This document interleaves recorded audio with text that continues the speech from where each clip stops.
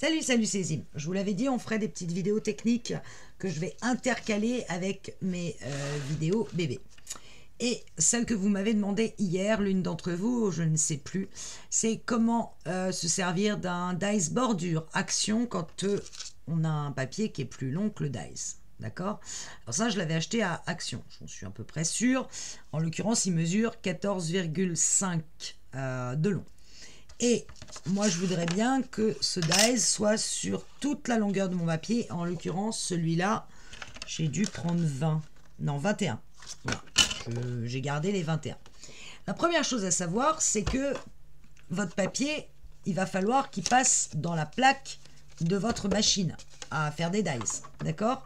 Moi, en l'occurrence, ma machine, j'ai des plaques. Alors, c'est pas du A5 exactement, mais elles font 15,5 par 22,5. Moi, j'ai celle de Stampin' Up. Peu importe celle que vous avez. Mais sachez que votre papier que vous devez placer, il ne peut pas dépasser.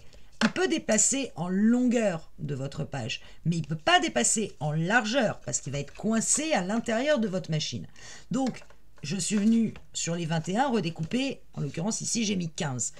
Si vous voulez faire une bordure sur un papier qui fait effectivement 21, 25, 28, peu importe en longueur, vous allez pouvoir dépasser. Mais sachez, vous ne pourrez pas aller au-delà de 15 de largeur.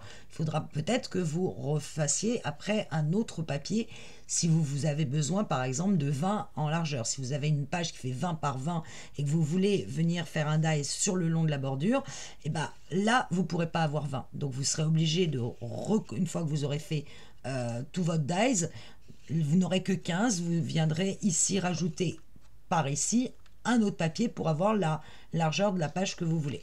Donc mettons qu'on ait une page de 15 sur 21. Et moi je vais mettre mon dice là. J'ai besoin de washi tape. Je vais prendre la plaque de dessous, celle où je viens poser mon papier. Vous voyez que moi, mes plaques, elles sont complètement gondolées. Je ne sais pas si vous le voyez. Alors, elles sont crasse-pouilles et en plus, elles sont gondolées. C'est pas grave, ça marche encore.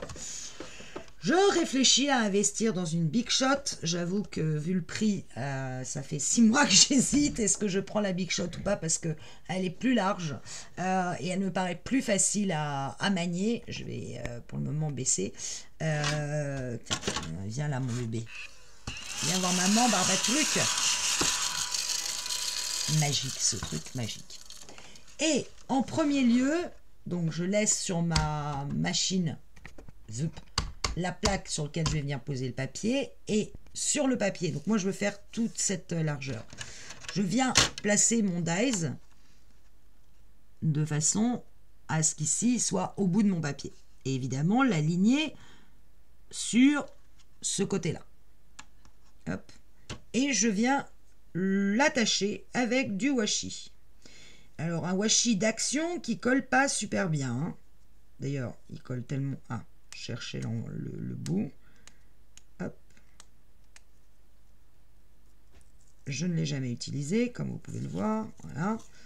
Je vais découper un bout. Et afin qu'il ne colle pas, qu'il n'arrache pas mon papier, je vais faire coller à ma peau plusieurs fois. Bon, alors, comme ma peau avait de la colle, bah, du coup j'ai mis de la colle sur le washi. Et je viens bloquer mon dice pour qu'il ne bouge pas. Voilà, comme ceci. Et je viens placer mon papier sans trop bouger. Parce que évidemment mon washi il colle plus du tout maintenant. Voilà. Je viens le placer sur ma machine. Hop, je vérifie toujours que mon dice est bien placé. Comme mon washi ne colle pas, c'est pas très pratique. Tu vas venir coller. Voilà. Je place mon papier. Et là, je vais placer mon papier sur la machine. Je place ma deuxième plaque par-dessus. Et je vais mouliner mon sandwich. Voilà, ma machine, elle est relativement compliquée. Je vous cache pas que c'est pas celle que je préfère. J'ai pas assez enfoncé. Ah, mais c'est parce que ça glisse en dessous de ce truc-là. J'ai pas d'appui.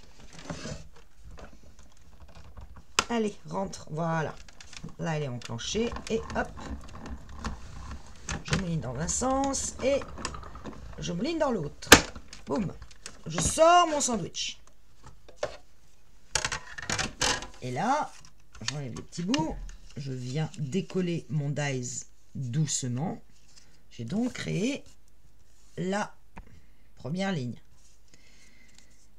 Je viens remettre mon dies, j'enlève ce washi tape, et je le place de façon à ce qu'il rentre parfaitement. Alors là, en l'occurrence, je voudrais qu'il aille jusqu'au bout. Alors évidemment, il va dépasser d'un côté, parce que si je le mets là, il ne va pas être centré. Il faut que je l'aligne, vous voyez, sur le dessin précédent, le dessin qu'il a créé. Ça fait à peu près ça. Là, je remets du washi. Et comme je veux pas que ça arrache mon papier, je vais le faire coller une fois sur ma main parce que sinon il ne colle plus du tout. Voilà, pour enlever un peu le côté collant. Je me replace bien. Il faut vraiment que je sois, comme avec la perforatrice, alignée sur mes dessins. Et je remets du washi. Je le maintiens. Je le replace sur ma machine. Clac. Je vérifie qu'en me plaçant, je ne l'ai pas... Bah si, je l'ai forcément déplacé parce que mon washi ne tient pas, n'est-ce pas, forcément. Et je viens remettre ma plaque sandwich par-dessus. Et je replace mon sandwich. Et je mouline jusqu'au bout. Et je mouline dans l'autre sens en espérant que mon dies ne va pas bouger quand je suis revenu en arrière. Oups. Et voilà.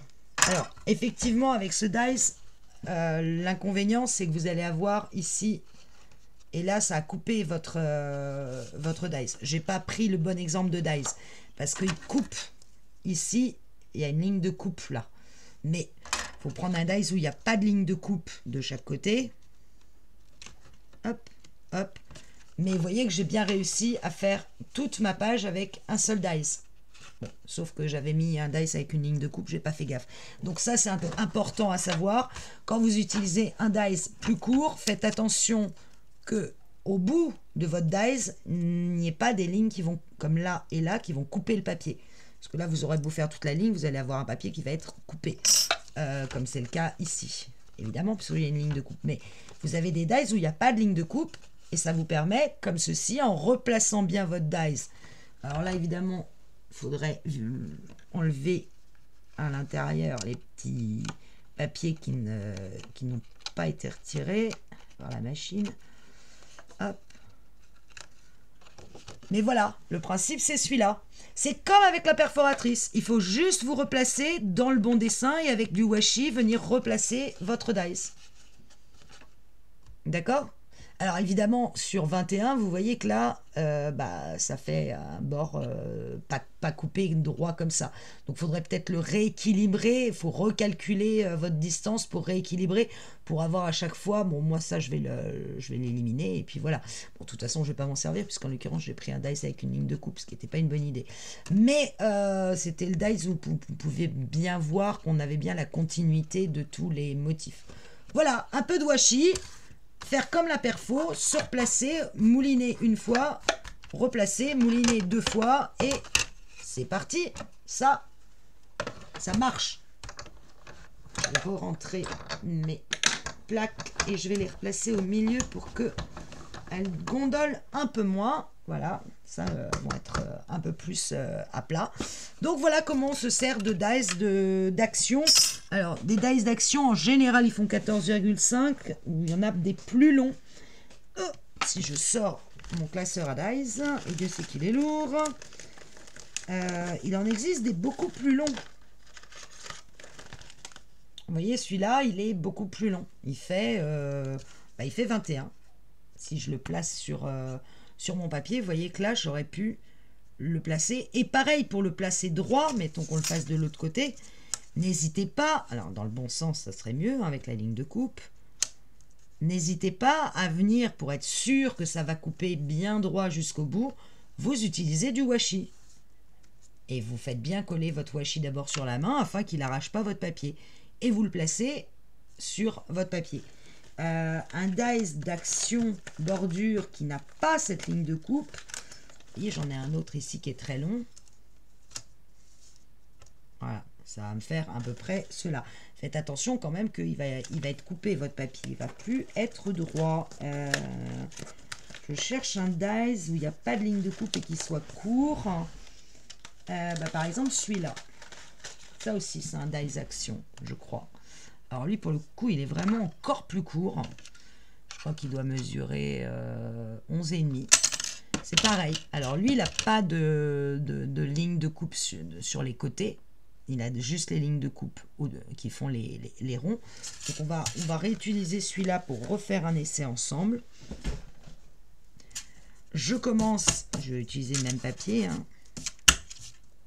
Je commence par le placer bien droit. Vous voyez qu'il y a des traces de washi d'ailleurs dessus. Je le place bien droit sur mon papier. J'utilise mon washi. Tac. Ah. Là. Voilà. Voilà. Lâche-moi. Tac. Hop. Je viens mettre du washi sur le dice pour qu'il soit bien droit sur ma feuille. Voilà. Je sors mon sandwich. Je place ma page sur ma première plaque. Je colle ma deuxième. Je vérifie que le tout n'a pas bougé. Ça me paraît correct. Je mouline. Ou pas. Elle est de plus en plus dure. Elle est de plus en plus dure. Ah, vache. Pardon.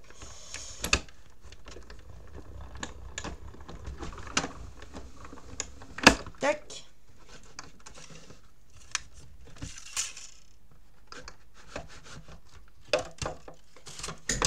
Je prends ma page. J'enlève mon washi tout doucement pour pas que ça arrache mon papier. Voilà. J'ai donc formé la première. Je vais me replacer pile poil en continuité en épousant. Alors je vais par contre faire quelque chose, c'est que je vais enlever les petits bouts de papier à l'intérieur parce que sinon ça va beaucoup moins bien marcher. Ça va moins marquer mon papier.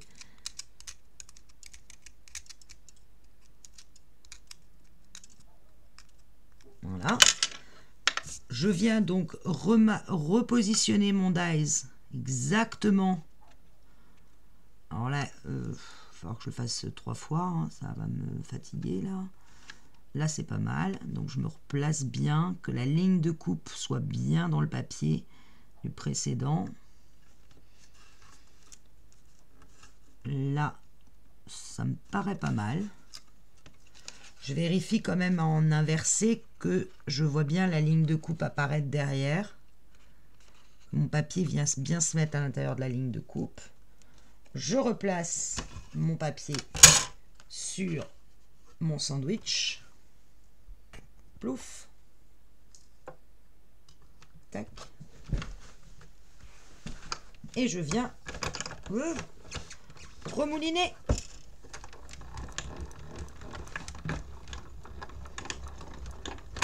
Et hop.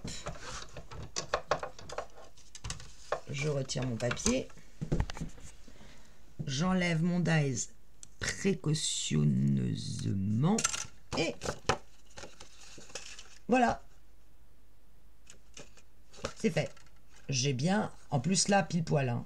J'ai du bol. Là, pour le coup, j'arrive pile poil. Donc, pour du 21, c'est pas mal le côté d'avoir un dice de 11. Enfin bon. Après, faut venir calculer. Mais c'est pas mal. Voilà. Donc, sans ligne de coupe, ça vous fait ça. Vous pouvez l'avoir donc soit à la perforatrice, soit au dice, comme vous voulez. Mais attention, avec les dice, vous êtes limité dans la largeur du papier pour la passer dans votre machine en fonction de la taille de vos plaques. S'il y en a qui ont la mini, en l'occurrence avec une largeur moins large, et ben vous avez forcément, vous devez avoir un papier qui rentre sur vos plaques. C'est mathématique et logique. Donc si je veux agrandir mon papier par là, bah, il va falloir que je prenne une bande, enfin là je l'ai matérialisé parce que c'est ce que j'ai, et je vais venir agrandir ma feuille de ce côté-là en collant une bande par-dessus pour agrandir ma page si j'en ai éventuellement besoin, avec du double face en dessous, et coller ma page pour avoir plus large ici que la largeur de mes plaques qui faisait 15, donc j'étais limité. Cette bande là elle peut être jusqu'à autant que vous voulez, mais vous aurez au bout de votre page, vous aurez bien avec le même dice toute votre bordure. C'est bon? J'espère que j'ai été clair. Super. Hop, washi tape, dice, machine, papier. Tout est bon. À plus.